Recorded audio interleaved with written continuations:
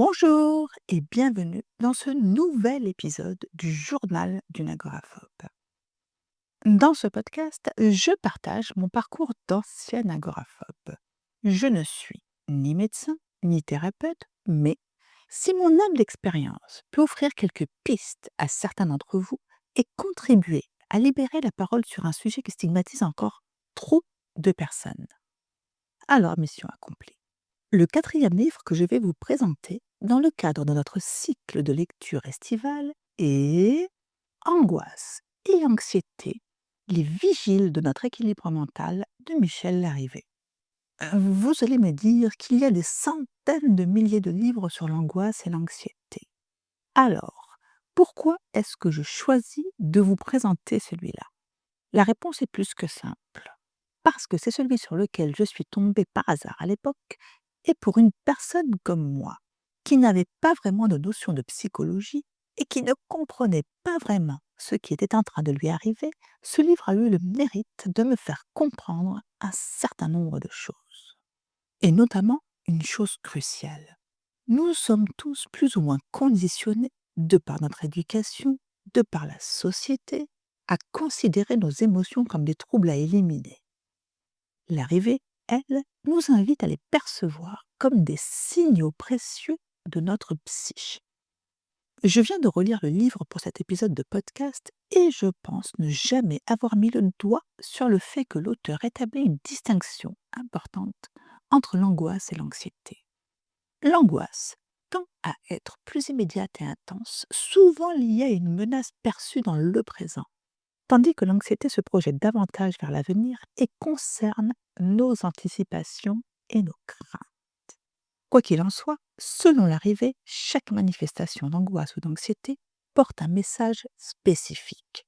Au lieu de chercher à les supprimer, à les mettre sous le tapis, elle nous encourage à les écouter et à décoder ce qu'elles tentent de nous communiquer sur nos besoins non satisfaits, nos limites dépassées ou nos valeurs compromises. L'angoisse et l'anxiété ne sont pas des symptômes isolés, mais des expressions de notre organisme qui cherche à maintenir son équilibre face aux défis de l'existence. Plutôt que de fuir ou de combattre l'angoisse, l'auteur suggère de l'accueillir avec bienveillance. Cette acceptation permet de réduire la résistance et d'ouvrir un espace pour comprendre son message. C'est là que ça m'a parlé en tant qu'agoraphobe, parce que franchement, quand vous avez peur de sortir, peur de vous éloigner de chez vous, peur de perdre le contrôle, vous finissez par voyer un peu. Vous avez l'impression que votre corps est devenu votre pire ennemi. Mais là, Michel Larrivé m'a soufflé une autre piste. Et si mon corps faisait tout ça pour m'envoyer un message, pour me protéger de quelque chose trop intense, trop vite, trop fort? Chaque émotion qu'on n'a pas exprimée, chaque peur qu'on a refoulée, chaque besoin qu'on a ignoré, tout cela s'accumule. Et un jour, boum, c'est la crise. L'hyperventilation, le cœur qui tape, le sol qui se dérobe. Certains d'entre vous reconnaîtront la crise d'angoisse. Mais si au lieu de paniquer face à la crise, on l'utilisait comme une boussole, oui, je sais, plus facile à dire qu'à faire. Ça, c'est la mauvaise nouvelle. Mais il y a une bonne nouvelle, c'est que les psychologues et les psychiatres sont formés pour ça. Ils ont l'expérience nécessaire pour nous aider à faire remonter à la surface ce qui est refoulé. Une fois que c'est à la surface, nous pouvons l'affronter autrement que sous forme de crise d'angoisse. Le regard d'un psy est précieux pour les anxieux et les agoraphobes. Pourquoi? Parce qu'on vit souvent dans la honte, dans l'incompréhension des autres, voire dans l'autocritique permanente. Le psy nous aide à comprendre au lieu de nous juger, ce qui est davantage constructif, vous en conviendrez. Je vais donc conclure cet épisode sur l'idée que l'angoisse et l'anxiété, lorsqu'elles sont comprises et accueillies, peuvent devenir des alliés précieuses dans notre cheminement personnel. Elles nous guident vers une vie plus authentique, plus équilibrée, en nous aidant à identifier ce qui compte vraiment pour nous.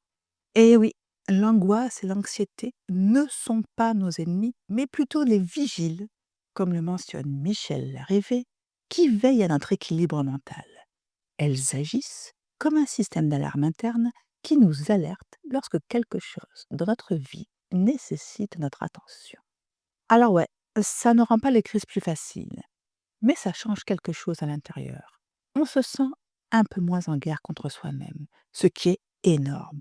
Et du coup, nous pouvons nous concentrer sur les bonnes questions du genre: que veut me dire cette émotion?